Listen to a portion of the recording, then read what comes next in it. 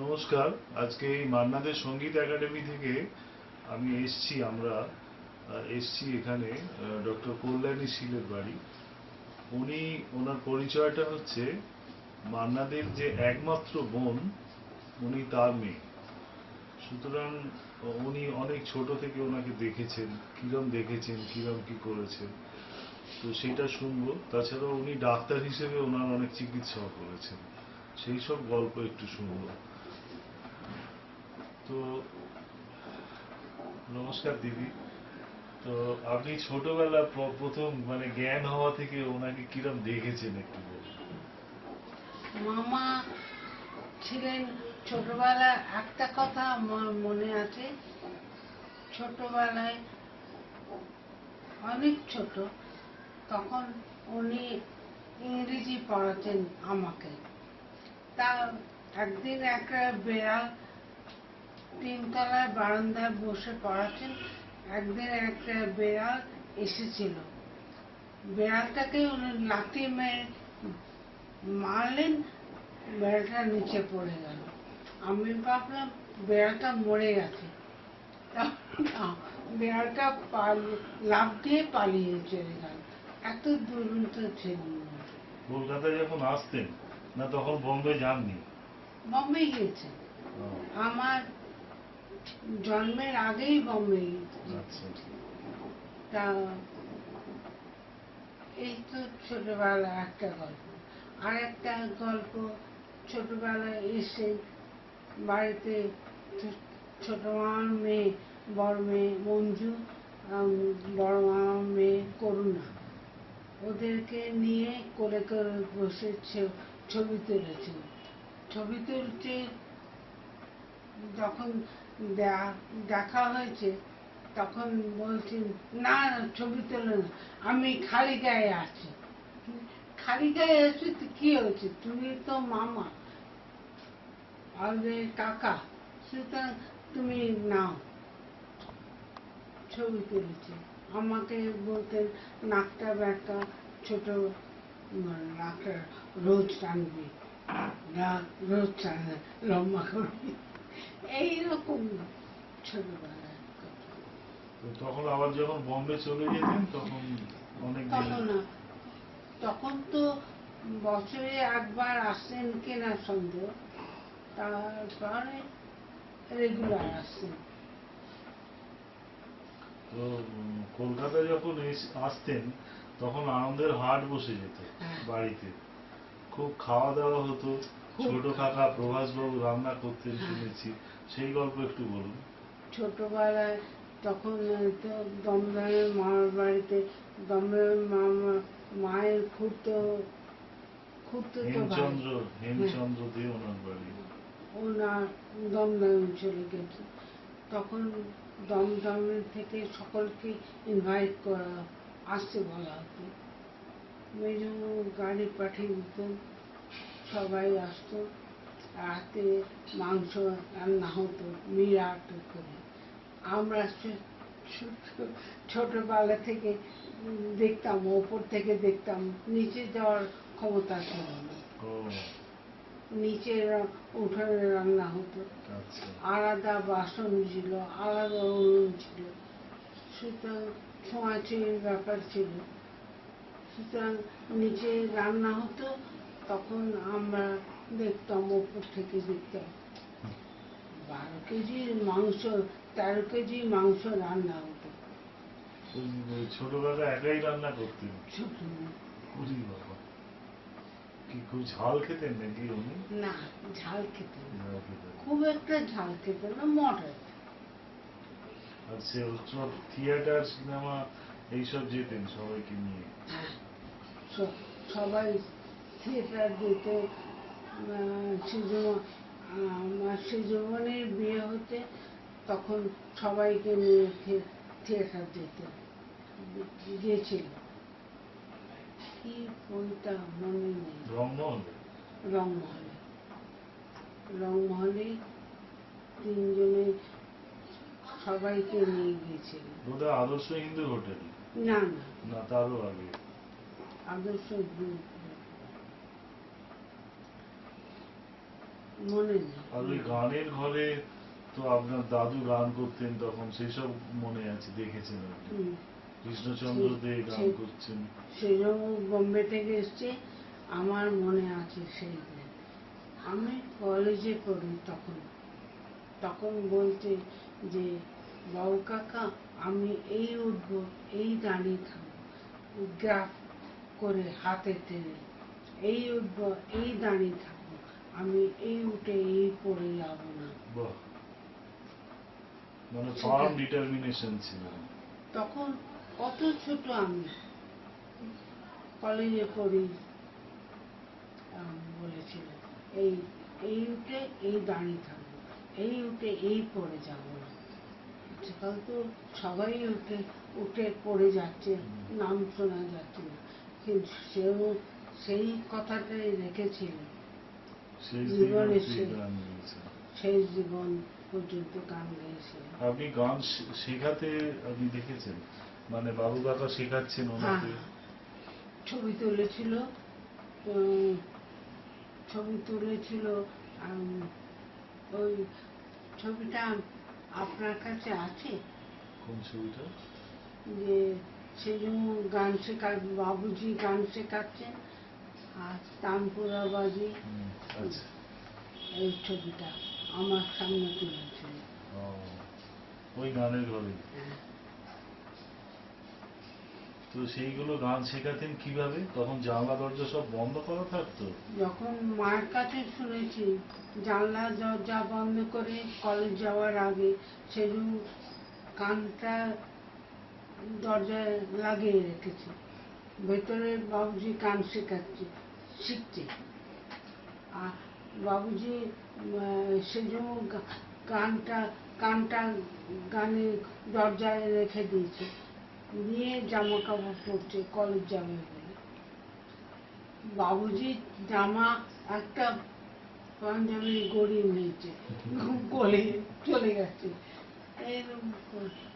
বিকেলবেলা এসে তখন বলছি সেজন্য প্র্যাকটিস করছে, বলে আনা আমি গান শিখে গেছি, আমি সকালে গান তুলে গেছে, সেই গান মানা তুলছে, আমি তুলতে পারিনি এখনো। সেই এইরকম ছিল। তার মানে সেই যখন ওস্তাদ দবির খাঁ আসতেন বাড়িতে, সেই সময়। বাহ। আর উনি তো তবলাও বাজাতেন। বাবুজি চলে গেছে, বাবুজির খাতা ছিল, তবলার বই ছিল। ছোটবেলায় ঘুরিয়া কথা, ঘুড়ি ওড়ানোর গল্প আপনার মায়ের থেকে শুনেছি, আরম্ভ করেছে। ঘুড়ি ওড়ানোর গল্প আমি মায়ের থেকে অনেক শুনেছি। তো সেই মেজ কাকার ভয়ে ট্যাঙ্কের ভেতরে লুকিয়ে থাকা এ থাকা সবই শুনেছি। ওইগুলো আপনি কিরম দেখেছেন বা শুনেছেন একটু বলুন না। আমি মায়ের কাছে শুনেছি, মায়ের কাছে শুনেছি যা, তাও তো টিভিতেই বলেছি। হুম। সেই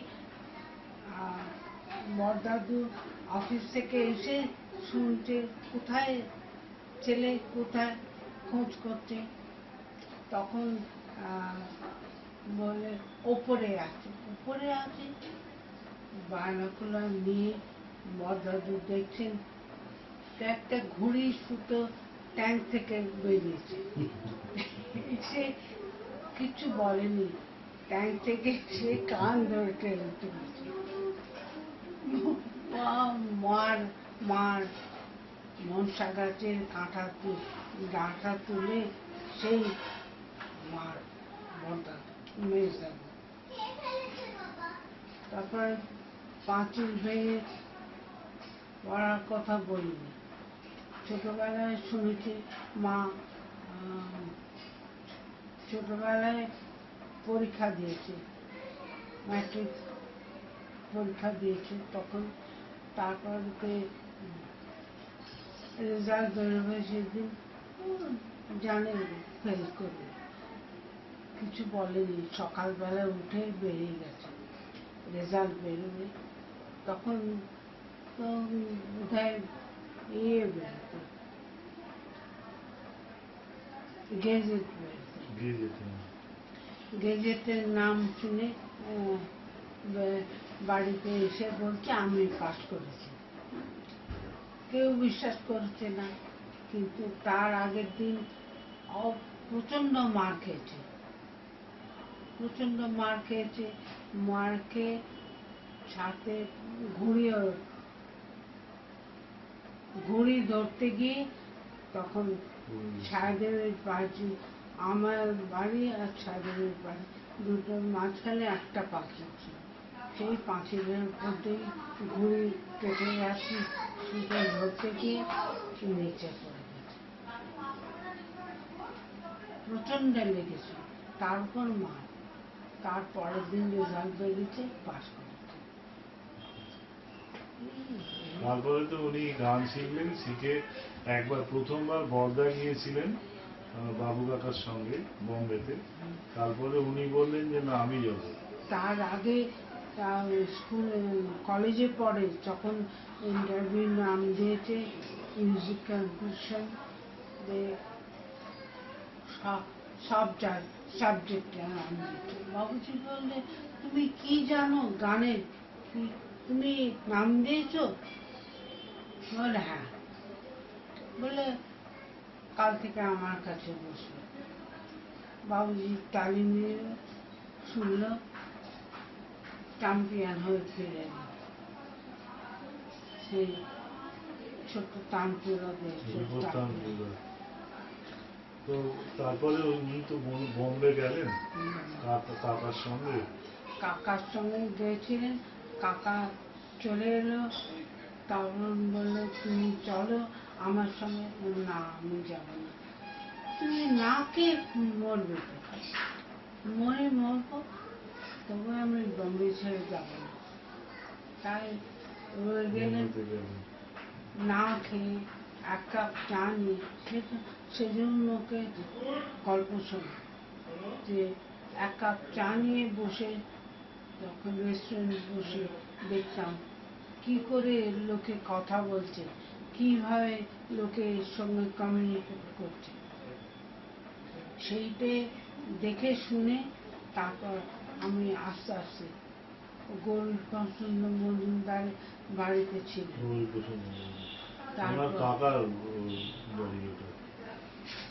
ওনার বাড়িতে ছিলেন বলে রাত্রিবেলা এক লাঠি মেরে পায়ে করে শট মেরে বিছানা ছড়িয়ে দিতাম, শুয়ে পড়তাম।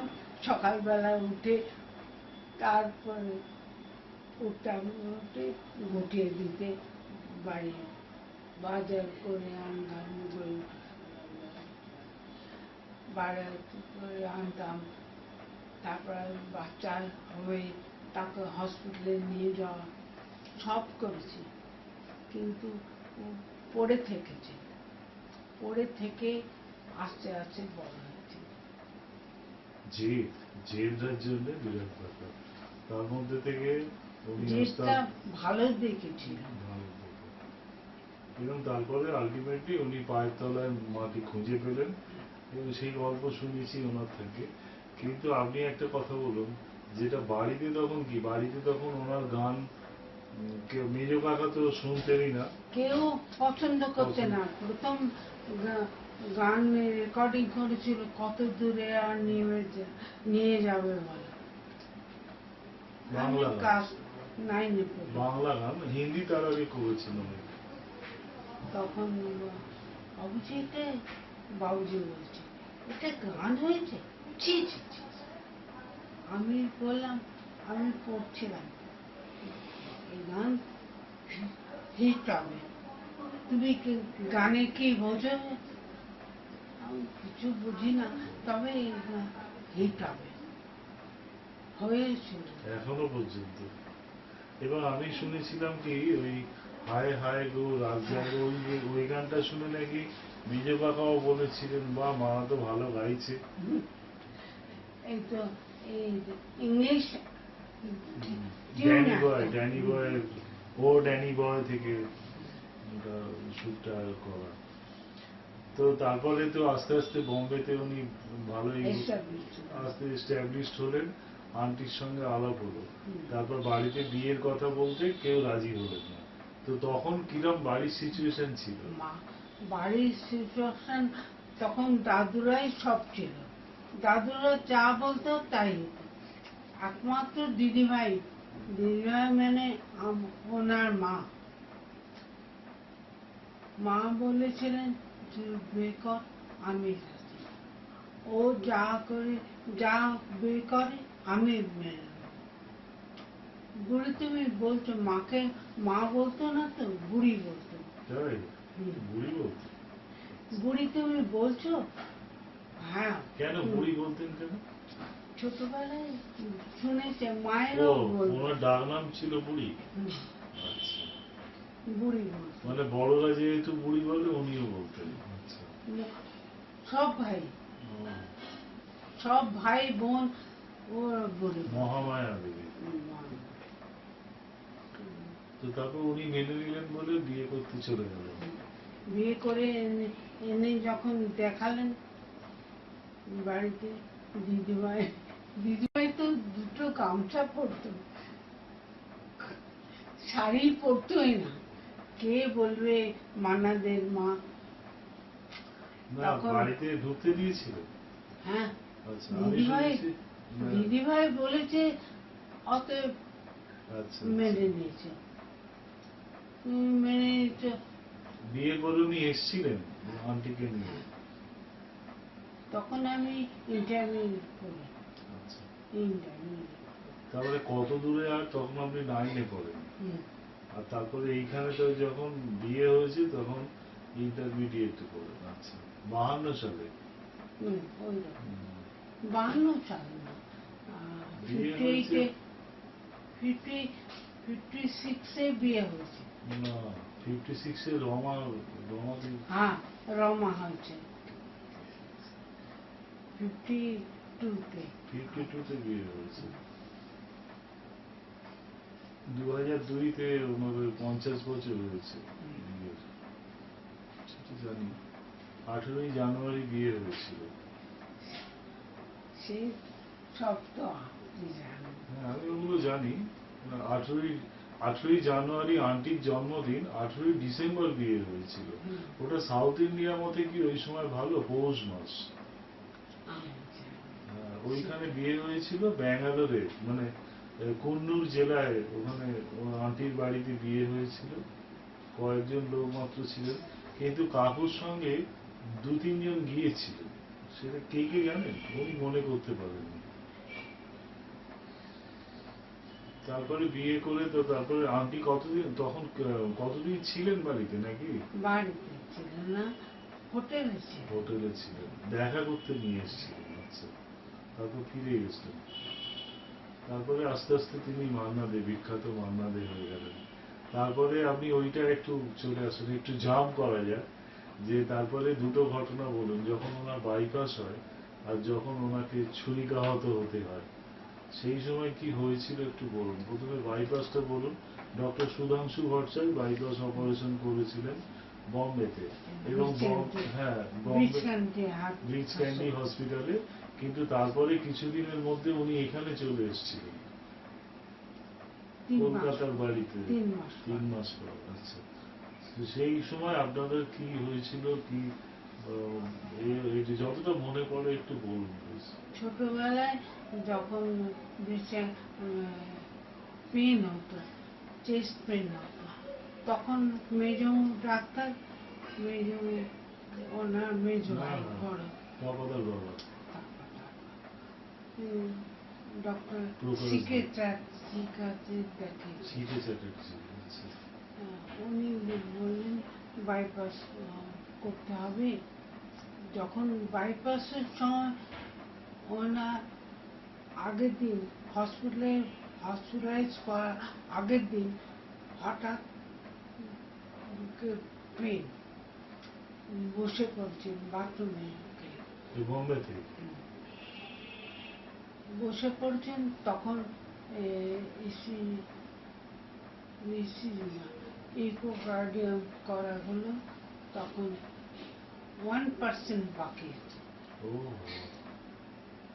বন্ধ হতে 1% বাকি আছে, বাইপাস হবে। তখন আমি গেলাম।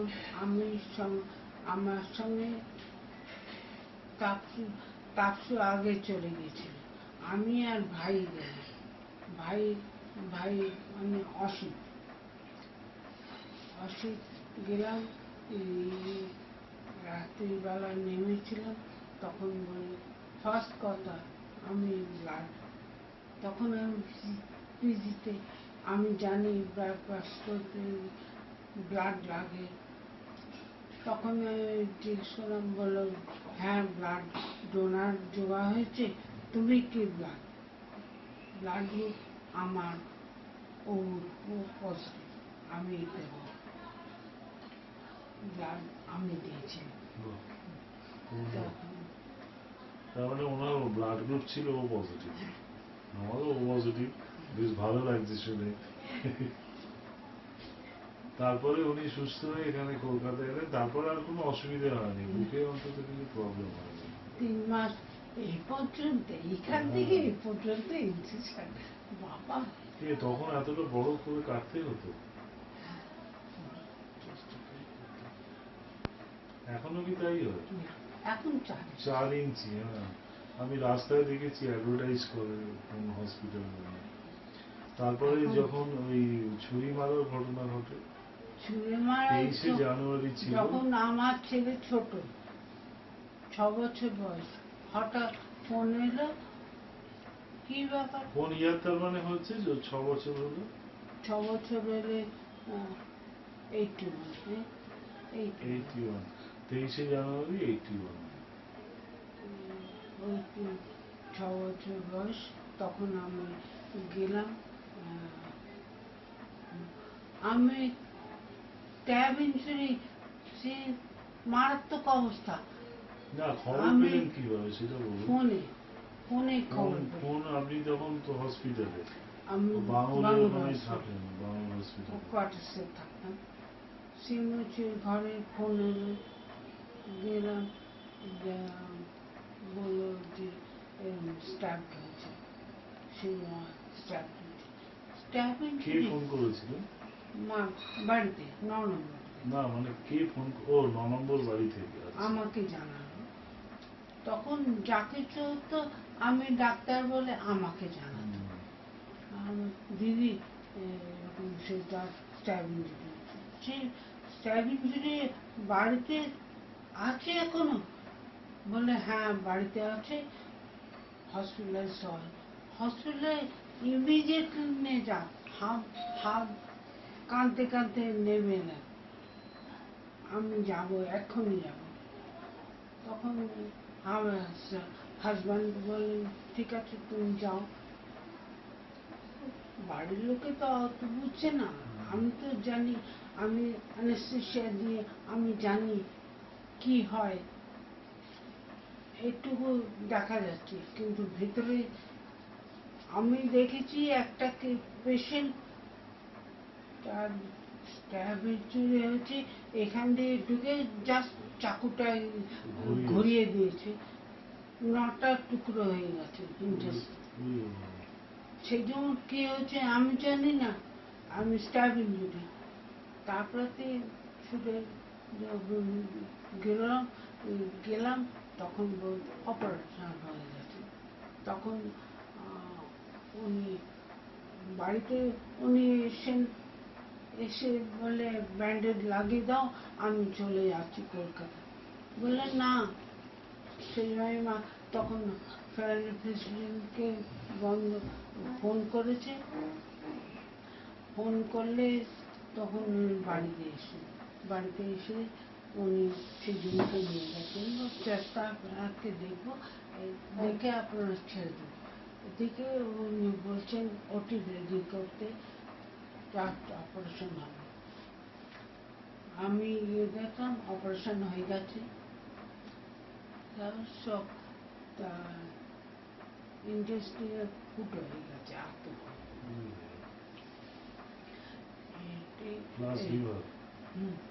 লিভারে হয় লিভারে ইন্ডাস্ট্রিয়াল ফুটো হয়েছে, এত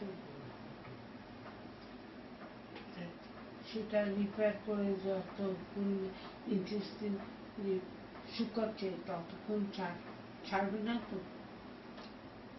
আর ফ্লুইড এত সেন্সিটিভ, ফ্লুইড আসছে, মেট্রোজেন দিচ্ছে, আমি একটু বাড়িয়েছি, তুই বাড়িয়েছিস, চোখ বুঝতে বুঝে পেরেছি। ঘুমাচ্ছে, চোখ বুঝে ঘুমাচ্ছে, তুই বাড়িয়েছিস। তুমি কি করে বুঝতে পারো? বলে আমি বুঝতে পারি, জ্বালা করে না, তো কমিয়ে দিয়েছে আবার। বাথরুমে যাবেন, ইউরিনাল দেবে না, ফ্লুইড হাতে করে বাথরুমে, সেই অবস্থা বাথরুমে গিয়ে বাথরুম করছে। আপনাকে উনি ভালোবাসতেন ভীষণ, খুব। আমাকে অনেক বলতেন আপনার কথা, খুবই আপনি এই ভালোবাসতেন, উপকার করেছেন, ওই উপকার করেছেন, এসব বলতে খুব ভালোবাসতেন। খুবই ভালোবাসতেন। তো লাস্টে বলে গেছে, চেয়ারম্যান ছিল, চেয়ারম্যান সামনেই বলেছে, তোকে আমি বড্ড ভালোবাসি, বড্ড ভালোবাসি। কত বড় আপনার সৌভাগ্য। আমি ওই পর্যন্ত, কিন্তু বাড়ি যখন ছোট ননদের বাড়ি ফ্ল্যাট আছে সল্টলেকে, তখন বললাম যে তুমি আমার সেজনকে থাকতে দেবে, বলে হ্যাঁ। ছেলে গেল কি সমস্ত রিপেয়ার করলো। তো জানি, আমি এই ঘটনা জানি, এটা বলার দরকার নেই। হ্যাঁ, তারপরে আমার উনি বলেছিলেন ফ্ল্যাট খুঁজে দিতে, আমি 3বার ব্যবস্থা করেছিলাম, খুব কান্নাকাটি করে বলেছিলেন, প্রথমবার করলাম, উনি যখন আমি বললাম কাকু পেয়ে গেছি, খুব ভালো, আপনার পক্ষে একদম আইডিয়া হবে, তো উনি তখন দেখলাম গলার আওয়াজটা একটু শুকনো, হ্যাঁ হয়েছে, আচ্ছা দেখছি বাড়িতে কথা বলে, তার মানে জানি আর হবে না। তো 2বার এরকম ক্যান্সেল হলো, 3বারের বার উনি তখনও বলে দিতাম হ্যাঁ আমি যাবই, দেখি আমি কিভাবে যেতে পারি, যাবই। তো হঠাৎ একদিন রমাদি ফোন করলো আমেরিকা থেকে, আমার সঙ্গে খুব ভাব ছিল, ফোনে অনেক গল্প হতো, তো ফোন করে কি মানে ধমকানি দিলেন, তোমায় কে বলেছে দেখতে, তুমি কেন এসব করছো, তুমি কে হও, আমার ওখানে বোন আছে, বোনের বর আছে, ওরাই যা ভালো বুঝবে করবে, তোমার কিচ্ছু করতে হবে না। আমি শেষকালে খুব দুঃখের সঙ্গে ওনাকে বলেছিলাম যে কাকু আপনি আগে ওদের সঙ্গে কথা বলে তারপরে ঠিক করুন। আমি 3বার বাড়ি ঠিক করলাম, একটা খরচের ব্যাপার বাদই দিলাম, লোকের সঙ্গে তো কথাবার্তা বলতে হলো, সেই আমার কথার বিশ্বাসযোগ্যতা থাকছে না তখন, তাছাড়া ওনাকে আরো হেনস্থা হতে যাচ্ছে, সেই জন্য আর তারপর দেখিনি। ইংল্যান্ডের ওর বাড়িতেও থাকার খুব ইচ্ছে ছিল, সেটাও হয়নি। তো আপনি একটা কথা বলুন, ওই 2 মেয়ের যখন বিয়ে হয়েছে আপনি গেছেন, ভালো দিনে আপনি যাননি, দুঃখের দিনে গেছেন, কষ্টের দিনে গেছেন। তো বিয়ে, বড় মেয়ের বিয়ে তো নিজেই উনি ঠিক করেছিলেন, মানে মেয়ে নিজেই ঠিক করেছিলেন বকুলের সঙ্গে, বকুলও বম্বে ইউনিভার্সিটিতে পড়তো, ওই আর্কিটেক্ট ছিল, কিন্তু উনি ওখানে গিয়ে ও দুজনেই সান মাইক্রো সিস্টেমে ঢুকে ওরা কম্পিউটারের লোক হয়ে গেছে। রমা যখন বম্বে থেকে গেল ইউকেতে, তখন USA তে। USA, তখন বললো যে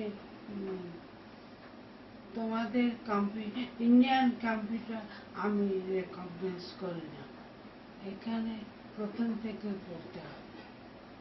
তখন রমা আবার করলো, বরাবর ফার্স্ট হয়েছিল, ভালো মেয়ে ছিল, চলে গেল। হ্যাঁ চলে গেল, কিন্তু তারপরে উনি বিশেষ আসেননি তো, বিয়ের পর বোধহয় একবার এসেছিল, একবার কি দুবার এসেছে। তারপর আসেনি, তারপরে অসুখ ধরা পড়লো অনেকদিন। তো বকুল হেরেকার এখন তো সুস্থই আছে, ওই সান দিয়ার ওই কি পালো আল্টোতে থাকেন। ওকে। আর ছোটর বিয়েও তাতেও জাননি আপনি, কিভাবে বিয়ে ঠিক হয়েছিল, মানে আপনি জাস্ট এসে খবর পেলেন যে এরকম বিয়ে হয়েছে, না আমি তাহলে গেলে আমি জিজ্ঞেস করতাম কি কি আইটেম হয়েছিল। আমার সাথে লাস্ট কনভারসেশনটা লাস্ট কনভারসেশন আমার যে যে ইয়ারে মারা যান, যে ইয়ারের 2013 লাস্ট জন্মদিন ছিল। ফোনে সন্ধ্যেবেলা 6টার সময় ফোন করেছিলাম, তখন বললো যে প্রার্থনা করা ছাড়া কি আর আছে বল। আমি তখনও জানি না এত দুঃখ হয়েছে। তারপরে শুনলাম যে ওখানকার একজন মহিলা, তিনি বললেন যে জন্মদিনে জিজ্ঞেস করলাম, মানাদা আজকে পায়েস রান্না করে দেবো? না, মুড়ি আর তেল ভাজা আমাকে খাওয়াতে পারো? বলে মুড়ি তেলে ভাজা, ঠিক আছে তাই খাও। সে বলছি সব শুনে খুব কষ্ট পেয়েছি। হ্যাঁ, আমরা ভদ্রলোকের জার্মানের একটা কোম্পানিতে কাজ করতেন, আমার স্ত্রী, নাম ভুলে গেছি। তো উনি ও বাড়িতে খুব আসতেন, রান্না টান্না করে খাওয়াতেন, শুনেছি আমি। তো আমার সঙ্গে ওই জন্মদিনে তো অনেক গল্প হতো, সারা বছরই অনেক কথা হতো। তো সেই দুঃখের কথাগুলো আর আলোচনা করে দরকার নেই, আমাদের কাছে ভালো স্মৃতিগুলোই থাক। তো আপনার আর যদি কিছু মনে পড়ে বলার মতন, আপনি ওনার আত্মজীবনী জীবনের জলসাঘরে পড়েছেন? পড়েছি, বইটা দিয়েছিল আমাকে, কিন্তু ট্রান্সফারের সময় কোথায় গেল। পরে একটা বই লিখেছিলাম, ওটা যেমন আমার লেখা, কিন্তু ওটা অনুলেখন করা, মানে for and on behalf of him, ওনার ভাষা দিয়ে লেখা। তো এটা কি হয়, নিজের গুণপনা নিজের মুখে বেশি বলা যায় না, সেই জন্য পরে একটা বই আবার আমি লিখেছি, যেটা হচ্ছে হাউ আই হ্যাভ এক্সপ্লোরড হিম, কি করে একটু একটু করে ওনাকে আবিষ্কার করেছিলাম এবং প্রেমে হাবুডুবু খেয়েছি। তো সেইটা নিয়ে এবং তাকে সেন্টার করে পুরো বম্বের বা বাংলার মিউজিক ইন্ডাস্ট্রি, তো সেই বইটা পড়েছেন মান্নাদের মান্যবরশু। তো আমি কথা দিয়ে গেলাম, এরপরে যখন আসবো নিয়ে আসবো, এটা উপহার দেব। আর আমরা মান্নাদের সঙ্গীত একাডেমি করেছি, আপনি জানেন ওনার সমস্ত সৃষ্টিকে আমরা রেখে দিচ্ছি, ওনার যত গান, যত ভিডিও রেকর্ডিং, যত না যেগুলো পেয়েছি, ইন্টারভিউ, ক্লিপিংস, সারা দেশ থেকে কত ক্লিপিংস আছে, নিউজ ক্লিপিংস আর ছবি, এগুলো আমরা সংগ্রহ করে রাখছি আমাদের উদ্দেশ্যে। আপনি যদি কিছু বলেন, সেটা আমাদের কাছে আশীর্বাদ হয়ে থাকবে, সেটা একটু বলুন। সেটা পেয়েছি বলেই, আর আপনার কাছে পাবো বলেই, আর রবীন্দ্রসঙ্গীত সেজন্য যে কালেকশন অনেকদিন ধরে করছি, সেজনকে আমি লাস্টে রিকোয়েস্ট করেছিলাম যে তুমি পূজার গান কতগুলো রেকর্ড করে আমাকে দাও। তা বললো তোর এত এসব দিকে নজর কেন? তা তো জানি না, তবে আমার ভালো লাগে। রাখাই দি কথা। আমাদের একাডেমিকে একটু শুভেচ্ছা বা আশীর্বাদ হ্যাঁ, করুন। এই প্রসঙ্গে একটা কথা আগে বলে দিই, কথা রাখেননি না, রাখার চেষ্টা করেছিলেন। তার কারণ আমাকে বললেন হঠাৎ যে আমি কিছু রবীন্দ্রসঙ্গীত রেকর্ড করব, তো আমার কাছে কোনো বই টই পাচ্ছি না, তো আমার তো স্বরলিপি চাই, তো সেইগুলো কিভাবে পাওয়া যায়। আমি বললাম কাকু আপনার গীতবিতান তো আছে, আপনি গান সিলেকশন করুন, আমি আপনাকে স্বরলিপি পাঠিয়ে দেবো। তো উনি গানগুলো আমার ফোনে বলতেন এবং সেই স্বরলিপি সব পাঠিয়েছিলাম।